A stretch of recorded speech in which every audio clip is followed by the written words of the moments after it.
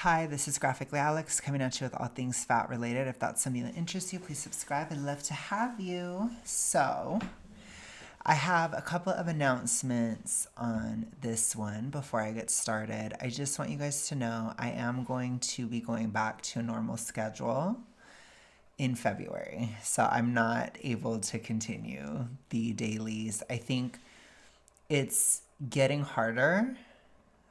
I don't know if I'm having like mental health issues from the weight loss or if it's just the state of my life. I literally cannot tell, but it's a little bit harder to do everything all the time. Like I feel like I need more time like in my thoughts in February, and then it's yeah, I don't know if I'm having like a slight hypo relapse. I don't know if you guys can see, but like I got blue nails. Okay. So it's similar. It was like that in December too. So I'm a little bit like, ooh, it's like creeping in.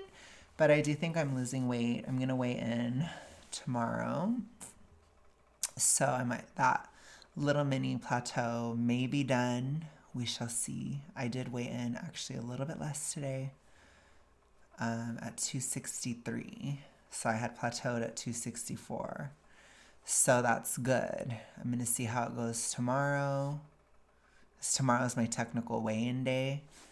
So I'm going to see, and I'll keep you guys posted on that. And yeah, we're going to continue on. I think it is moving forward. And I do have a video planned for Monday, but I think I'm going to just do these 2 days, the end of this podcast. So my goal is to finish this podcast on Friday, the 31st. So I have enjoyed this with you guys.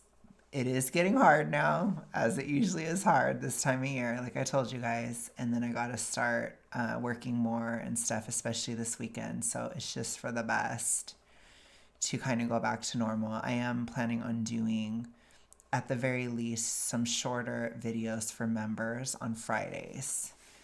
So we're going to do that, especially since I've seen the capacity and like all the things I can do. So I'm going to do that. But we're going to go back to 4 days a week, so Monday through Thursday. And yeah, so look forward to the 3rd. I will be off this weekend, and I will be back on the 3rd. Back into my bra era as it's coming to a close. I don't even know how much longer we got. Honestly, it feels like it could be pretty close. I think, like I said, by the end of February, I'm pretty sure I'll be in the mids. So let's get into this. Let's go. And we have some karma to work off.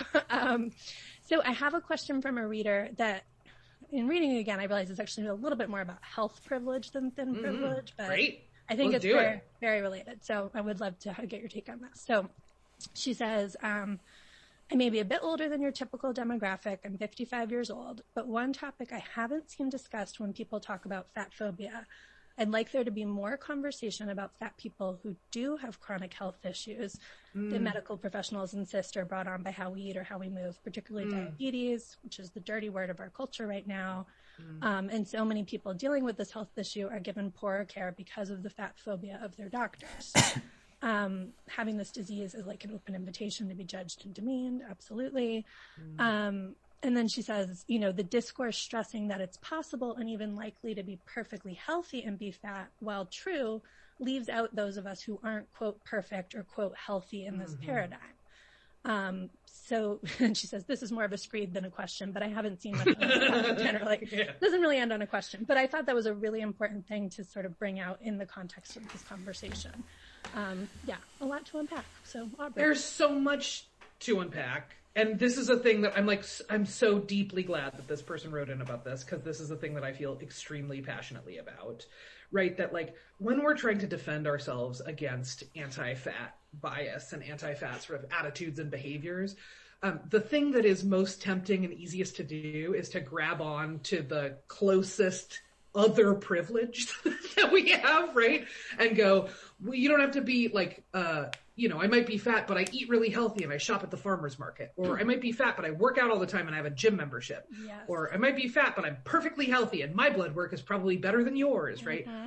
All of which makes sense as a desire to defend ourselves. I think there are a couple of things to unpack here. When we do that, what we're doing is... It's a deflection most of the time. What people, again, it's so relevant. It's so relevant all the time. But when people have an E fall by the letter D, remember that most of the time it's secretive. It is a secret thing that they're doing. And remember that they're not addressing the behavior that's going on, whether that's being overly restrictive or binging, or the body fixation. So they're not discussing those things usually. They're like, oh, I go to the farmer's market. Okay. You know what I mean? It doesn't change the fact that you're binging really often. And so I think it's a deflection tool. You have to remember that so much of it is trying to conceal the fact that you have it, even though your body shows that you do have it. But that's a part of the disorder, is especially when it's severe and it's being shown so blatantly on your body, you still want to hide. Because why do you want to hide it? Because subconsciously you don't want it to stop. So if you can hide it and not talk about it or deflect it or say, no, I'm fine. See, I do this. Then you can prevent a conversation about the actual issue and you don't have to stop. That's typically the number one goal, even if it's on a subconscious level. It's so that you do not have to stop. That's your goal.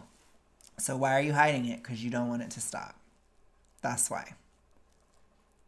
Is either implying indirectly or stating directly that fat people who are disabled and chronically ill are not deserving of the same things that we're deserving of. So just like point blank, that's not necessarily our intention when we say those things, but that is the function, is that it sends a really clear exclusionary message, in the same way that when thin women tell me that body positivity is only for people who are happy and healthy, which is sort of code for like not fat, right? Yeah. So like not you. Everyone else can feel okay about their bodies, but not you, right? Is sort of what we're doing when we say that we're perfectly healthy. And we're reinforcing the idea that our perception of someone else's health is acceptable, like data to use in deciding how to treat that person. And it is, I would argue, categorically not. I mean, what we know about diabetes is that it is, well, I should start out by saying what we don't know about diabetes is almost everything. Yes. So like, just to be real clear, everybody everywhere is walking around out in the world like, oh, you just have to not eat sugar and not get fat and you won't be diabetic. Currently, the research is reckoning with, do you get fat because you're diabetic, or are you diabetic because you're fat? And there's some data showing that your body might actually hang on to fat as it becomes insulin resistant, pre-diabetic and diabetic, right? So we might actually be thinking of it in a completely backwards way. Right. It does make you hungrier, and it can make you more tired and a lot of those things. So I do think diabetes does encourage weight gain holistically, but something that is often not talked about enough in the conversations about diabetes is exercise. It's really, really important. Exercise is kind of like one of the best sort of preventative things you can do. And obviously not massively overeating, obviously, because that really affects your insulin and that's stuff that you can control. So when people talk about like, oh, it's really important to not drastically overeat and exercise in terms of diabetes, that's correct, because they both help with insulin management and like help with insulin resistance. Because remember, a lot of times people do not understand that it's not always the macros, it's sometimes just how much. Like any macro, if you totally overeat it, it's gonna cause problems no matter what, whether it's fat, protein, or carbs. So even like within fatty liver, for example, you likely have to be in a caloric deficit if you have non-alcoholic fatty liver to get rid of it. So it, in a lot of ways, has to do with the amount of food that you are eating. So people don't recognize that sometimes just the amount in and of itself is the problem. And also in terms of diabetes, inactivity is a huge issue in regard to diabetes. It's really important to be exercising. Right. We also know that it's deeply linked to minority stress, which is sort of like the stress of experiencing discrimination. So all of that sort of judgment about being diabetic. It's probably a lot more tied to diet than that. Just saying. Or maybe becoming diabetic is deeply rooted in ableism. It's deeply rooted in these kinds of misconceptions. And it's frankly, again, like starting to sort of dive into that research now, I'm realizing the degree to which that is all categorically false. We are all walking around with this weird false sense of superiority, like we've all outsmarted diabetes. Yeah. And people who are diabetologists, people who have diabetes, sort of anyone who's been forced to take that deep dive knows that that is like not actually Right. the case. We think of it as an earned fate, right? And we talk about it as something that, fat folks should have thought about. Right. Before they got fat and stayed fat. Right? It all ties back to this belief that we just have to dismantle. It's just something that it all feeds into each other. So if you are diabetic, being obese will make it worse. If you're obese, it makes you more likely to get diabetes. And if you drastically overeat, it will make it more likely for you to get diabetes. If you have zero activity, it makes it more likely for you to have diabetes. Like, there's a lot of factors that go into it, and people do not look at it holistically most of the time. So most of the time it has to do with management and prevention, or holding off as long as possible. And these types of things, and being obese, it absolutely makes it more likely that you're going to have diabetes much faster and much worse than you otherwise would have. So I think that's the problem when they talk about it. I understand there is this mindset that eating sugar equals diabetes. It's not really that simple, but massively overeating sugar, yeah, it does, because it massively overeating anything really can make it go there. People just usually have a harder time massively overeating meat and fat and stuff like that because it's more filling. But if you look at, like, there's a lot of people that do keto, for example, and they develop insulin resistance. It all goes into it. Like, you have to look at it from a holistic picture. You have to do things healthfully. You cannot massively overeat no matter what you're doing. And you need to exercise. So people do not like to talk about that, or they do not like to look at that. So I agree that it is too simplistic, but you're still too fat and you're still overeating most of the time. And you're not moving enough. So even if you have diabetes, having a normalized weight, moving enough, not massively overeating, those things are going to drastically help you. So I just wanted to show this because I knew that it would upset people that I said that, because I'm just using it as an example to say you cannot just blame sugar all the time. So it can cause insulin resistance, which is a metabolic disorder that can increase the risk of type 2 diabetes. So keto in and of itself can increase your risk depending on who you are, depending on what you're doing with it.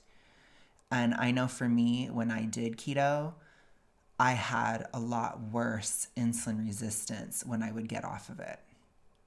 And it did take, again, it says here, it can take time to adjust to using carbohydrates again. It did. And especially when I would binge once a month for 2 or 3 days on keto, I would have very intense insulin resistance during that time because I would binge on carbs. So if you're doing it, it can be very harsh if you do it that way. So yeah. But anyways, I'm just saying people think of it too simplistically. It's not that simplistic. It also has a lot to do with stress. So if you're in an extremely high stress lifestyle or high stress situation, especially chronically for a long time, that will also put you further at risk as it increases your adrenaline, cortisol, etc., which increases your blood sugar. And that's even without eating. So, and that can increase insulin resistance. There's a lot of factors that go into diabetes that people do not talk about.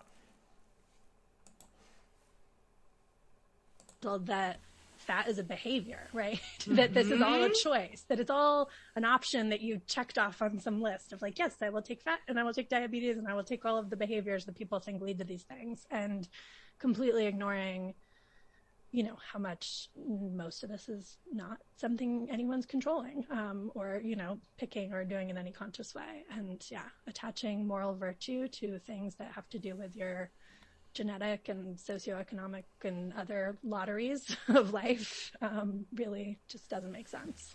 Totally. And I would Weight is not a lottery of life. That's a crock of bullshit. Just gonna say that. Okay, let's continue. say, like, there's a degree to which, so there's a sociologist named Robert Crawford who coined this term in the 1980s called healthism, which is about the ways in which we sort of, beyond just caring for our own health, that we sort of seek out these signifiers that we are people who are seeking health, that we try and perform that for people around them. Oh, yeah. So I would say we are in a real boom time of healthism, right? We really are. Yes. That like people are Instagramming their celery juice, they're wearing athleisure clothes everywhere. People are going workouts. Yeah. Totally. People are opting for things like Peloton and Equinox, right? And sort of all of these kind of CNBC things that are very class coded, right? Yes. That are not just a way of saying I'm healthy, but they're a way of saying I'm healthy and I have disposable income, yes. right? Yes. So I think it's also worth thinking about, like, again, if we're sort of looking at creating slivers of daylight between things, creating a sliver of daylight between what is your actual current health status. I think a lot of people can use that sort of like, I'm a healthy person to increase their status, for sure. It's to show that they're putting effort. It's to show a lot of like ambition and things like that. There's a lot of associations with pursuing health that are positive and do have a positive effect on your reputation. I don't think that that's necessarily a healthism thing. I think that that's a social media, I'm trying to be liked thing, which, it's, for my Swifties, it's giving mirror ball. That's what I see when I see that kind of stuff a lot of the time, unless if you're actually selling fitness stuff or you are a fitness person that is selling things, but then it's to promote what you're selling. So if it's just a social media person in general doing that, it's more of a, I want you to like me thing, or like I'm doing something that will help me be more popular, which I don't think is the same thing as a ism. It's just, it's so social media coded because it's like a way of bragging too, because it does work on social media, but there's a lot of people who are healthy that are not on social media and people talk crap about them behind their back. Oh my gosh, another kale smoothie. Oh my gosh, look at this person. Oh, you're always at the gym, da da da. So I don't think it applies to the general public as much as Aubrey thinks it does. I think it's just more of a mix, which is why I don't think that what she's saying is relevant, because it really depends on what you're looking at. But in terms of social media, there's a lot of things about it that, and a lot of people that use it that are aspirational. And so having health consciousness or working towards health or fitness especially if that fitness looks good. It's all a part of an aspirational brand, which social media is not completely real life, Aubrey. So I don't think that you can really extrapolate that upon all of society all the time. It's a very specific context that you're talking about. And what are the things that you are either judging other people on or seeking to be judged on in a particular way, positive or negative, right? That feels really important for all of us, regardless of size and regardless of ability, to do some unpacking of. Yes. Oh, that's really smart. And that kind of leads to my last question, which is another reader wrote in, and basically... We might finish today then, because it looks like they might be wrapping up. So I guess I'll do something else for the final day tomorrow. So long, January. Is saying, you know, what do I do as a thin person to be an ally in all of this? Oh, gosh. And, you know, and I think when we're talking about thin privilege, that's an important piece of it. And she even says, you know, when I talk to my friends in bigger bodies, do I acknowledge my privilege, or is that unnecessary? You know, is it helpful for me to talk about my own, you know, body image struggles in public, or is that insensitive? These questions also come up, you know, people who want to post about like some workout achievement, you know, but the performative aspect of that makes it really icky. Yeah. So I'm curious to hear your thoughts on some of that. Oh, yeah. I'm also curious to hear yours. Okay. On the same question, because I'm like, it's a big and expansive one, right? Yeah, definitely. Things that I would say, in sort of talking to friends and folks that you have close social relationships with, ask them how they want to talk about it. And then do those things. Ask them what kind of support that they want and need, and do those things, right? There are some folks who can say, you know, if they say, God, I'm getting ready for a doctor's appointment and I feel really nervous about it, you can say, what makes you feel nervous? Do you want me to go with you? Do you want moral support? Should we check in afterwards and like get cocktails so you can decompress? Do you want to, you know, like what would be helpful, right? I think we put a lot of pressure on ourselves to already know what the right thing is and to know how to sort of almost read somebody else's mind. And I think there is enough difference in experience and desire here to just be able to say, what, you know, like what's helpful here? What are the words that you use to describe your body? What are the words you'd like me to use? Do you want to talk about this stuff? Do you never want to talk about this stuff? You tell me, right? I think the biggest thing is just treating a fat person like a human being. And if that's an issue for you, then I would work on that. But other than that, I think you need to treat a fat person normal. So I don't necessarily think that kid gloves and all this stuff is really helpful for fat people. I really don't. I think you need to just be realistic and just treat them like a normal person, because I think that will really help. Because then if certain things are in the way, then it's something that they have to kind of look at within themselves. I just wouldn't shame anything or talk about certain things. Like, I think it can be worse. It's like, let the person kind of reflect on it themselves. Or if they do want to vent, like if somebody's like, hey, fat ass, da-da-da, if your friends want to vent to you over what happened to them, then sure. Or if you know, but if you want to say something back, sure. But just base it on like what you would do for a normal friend. What would you do for a friend where somebody said something kind of insulting to them? You know, you don't have to complicate it. It's not, this stuff is not helpful, Aubrey, because it creates a social barrier that is already there, and it kind of makes it even worse. So it doesn't need to be any worse, because again, those social barriers and social categories and shifts, they themselves are barriers that people have to cross in order to lose weight, that make it more difficult to lose weight. These social things, they should not really exist so that people could just lose weight and it's not a big deal. But instead, it's a big deal. It matters. We got to talk about it. You know what I mean? It's like all that stuff. So I would just try not to reinforce that stuff. Obviously, if somebody's very big, like do consider seating and like physical barriers. Don't pressure a super fat person to do something dangerous or anything like that. Try not to set up a situation that is purposefully embarrassing. Like if there's a weight limit on a ride, then, you know, don't be like, oh, come on, just try. Don't do something like that. But I always advocate for fat people to self-advocate, because a lot of it, honestly, especially with an E followed by the letter D, there's a lack of boundaries, and you have to work on this. This is also a trigger for the disorder, is not having any boundaries.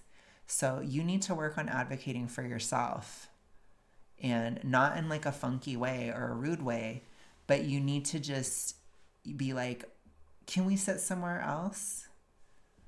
Or, oh, I'm not going to be able to ride that ride. That way limit, I just can't.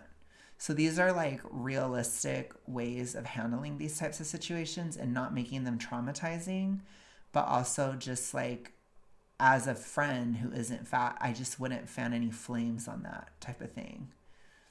And always try to just treat somebody normal. And if things come up, as the fat person, I think it's your responsibility to advocate.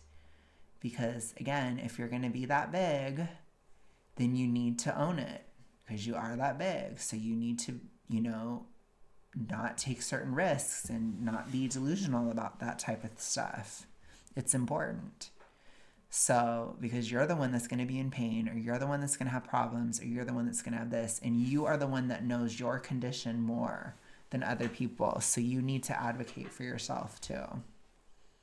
I think actually just opening up that conversation with folks is a really great starting point.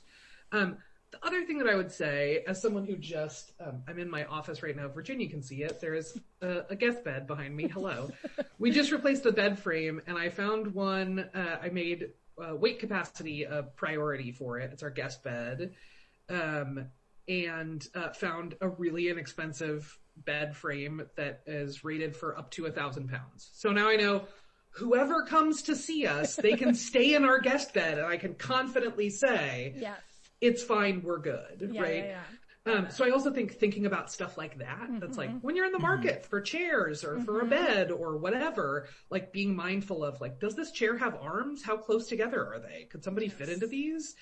What's the weight capacity? Do I know who it's built to fit? That kind of thing. It will make it harder. Yeah. But it'll make it harder in a way that it's already hard for fat people. And it's okay if it's a little hard for you too. Yeah. Come on down. Clothing is my other one on this. I do think something great that thin folks can do is support. See, I don't think Aubrey understands when she says things like that. She's actually disincentivizing people to be friends with fat people, and therefore further isolating them. It's horrible. Brands that are somewhat inclusive. My take would be, see if there's at least one chair that's really strong or something, basically, that you have. Or just be cognizant of that. And if you don't, then go to their house. Simple.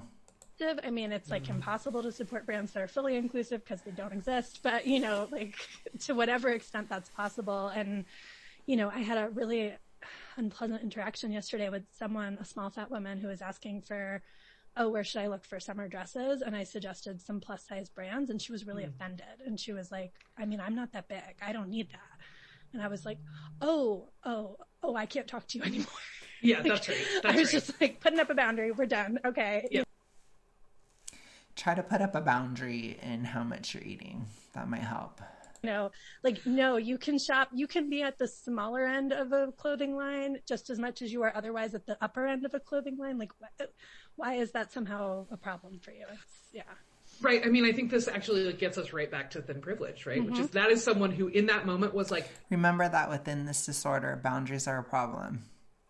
So whether it's too strong of boundaries that don't make sense, like what she just said, or whether it's boundaries that are too weak, like letting people walk all over you or having zero control over diet, or too rigidly controlling diet.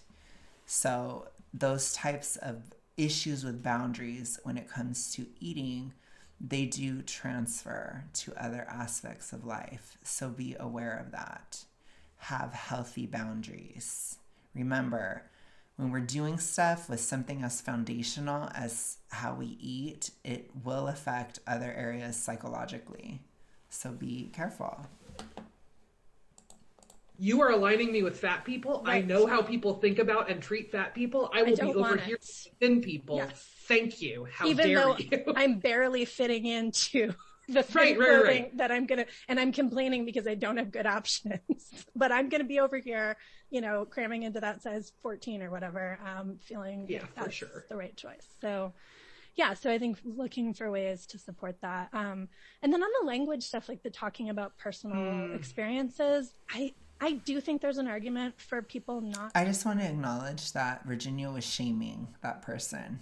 So they always claim they don't shame, but that was shaming that person. Performing workouts on social media, you know, certainly not performing weight loss on social media because you just don't know who that's going to be triggering for.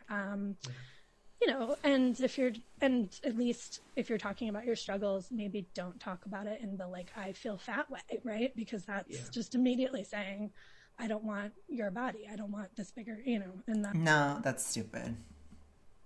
You're allowed to have feelings.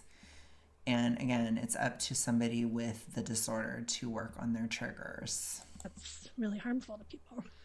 I also think asking for consent about that stuff too. Like, I'm having a bad body image day. Are you up for talking about it? I love that. Like, just getting folks' consent, both for fat folks, for people with eating disorders, for like all manner of folks. That is a helpful thing. And doing that in a way that's like, that checks yourself in the process, not just for the person that you're talking to. So the common sense version of this is try not to body shame people or say you look disgusting. Don't say things like that. That's a lot simpler of an ask than all this. This is overly complicated.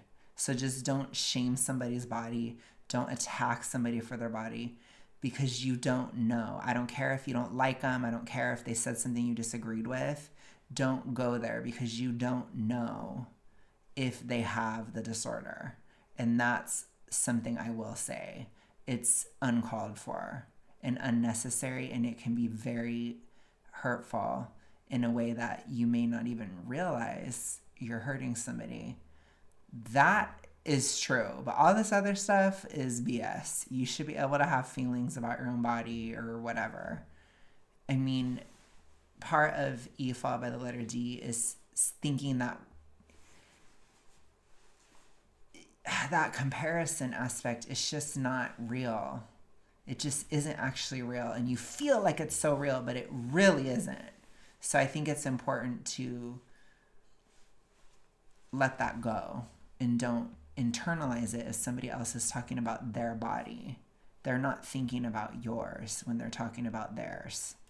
It's just a different part of the brain. It's a different thing. It's just different. But also for your own perception of going like, I'm having a really hard time finding clothes that fit. And I know people who wear larger sizes than I do, and I can't imagine what it's like for them. Right. This is so frustrating, right? So that at least you are in the process acknowledging the experience of either the person that you're talking to or fat people more broadly, right? It sort of broadens out the conversation, even if you're talking to another thin person, honestly, to like kind of reintroduce the awareness that, you know, you ideally have, but maybe don't carry with you into those conversations. Feels like another important way of doing it. I will say there are, on a personal level, few things more frustrating to me than a thin person. There's sort of this dynamic that happens where a thin person will see me, a thin person who feels badly about their own body, and will go, look how fat she is. She must feel terrible. I got to tell her all of my insecurities, right? Or all of my bad feelings about my body, which then translates to me as, okay, this person hates their body and they must be absolutely repulsed by mine, right? Like, so then it's just like, oh great, now everyone feels terrible. What did we accomplish here? Everyone feels worse? Cool. What a productive conversation this has been. And thanks.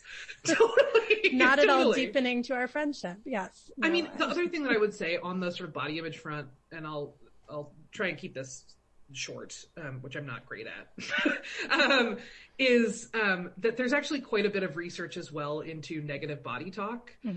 So when we talk about our own bodies in a negative way, when we talk about other people's bodies in a negative way, we think of that as being a thing that like expels and gets rid of and vents a lot of that, so we don't have to carry it around anymore. Other people. Yeah, and bonds us to other people. And the research actually shows no, that's E followed by the letter D culture, especially if it's done very obsessively and very repeatedly.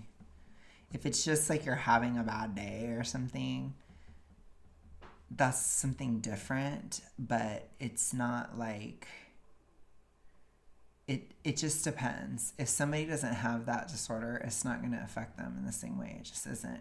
So they're kind of making that universal again. It's that being a woman is having an E followed by the letter D logic. That's kind of where they're going with this. the exact Not true. opposite, right? That it worsens our own mental state. It weakens our relationships. It leads to less sexual satisfaction. It leads to weaker friendships. It leads to all of these things just when we talk about it, not how we feel to begin with, but when we give it more airtime, it sort of expands to fit the space that we give it. And it doesn't only impact us when we talk about it, it impacts anyone within earshot experiences those negative outcomes. So I think it's also worth thinking People about. are going to have negative feelings sometimes, Aubrey, and they shouldn't necessarily have to censor it, especially if it's about their own body. I think it's a little different if you're talking to kids, for example. I wouldn't. That's different, though. That's a kid. But it's like, we're adults. People need to get a grip. If my friend tells me I feel fat today, I don't think about it that deeply. I don't think, oh gosh, oh da da da. I don't. You don't have to think about it that deeply. It doesn't say anything about you necessarily.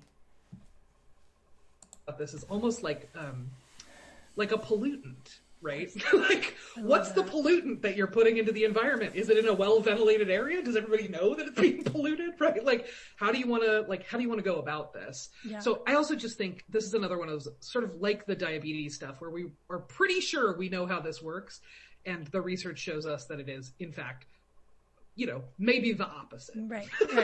And in fact, how we think about it. That thing you thought was so helpful is making everything worse.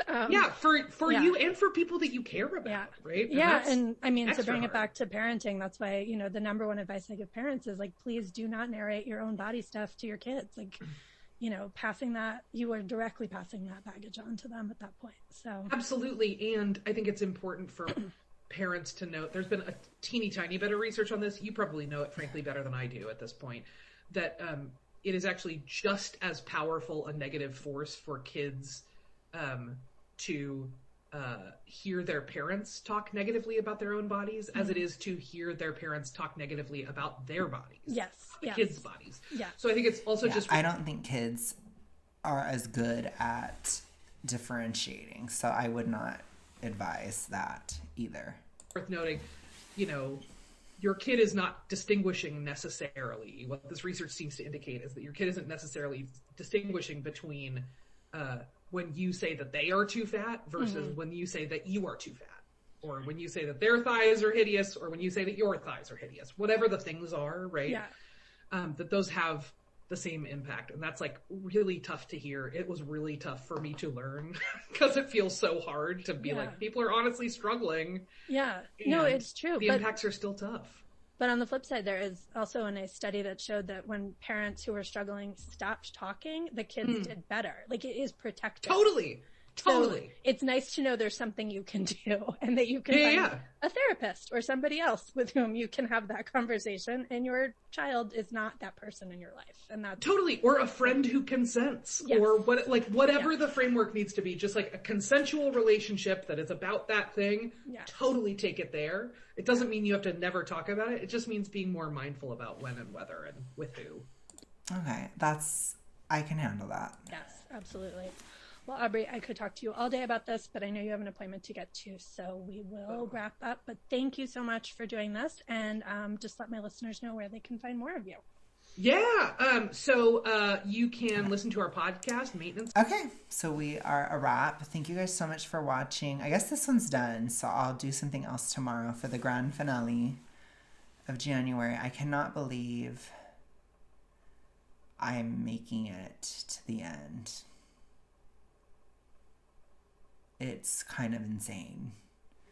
But thank you guys so much for supporting me through this. Thank you, thank you, thank you. It has been a journey.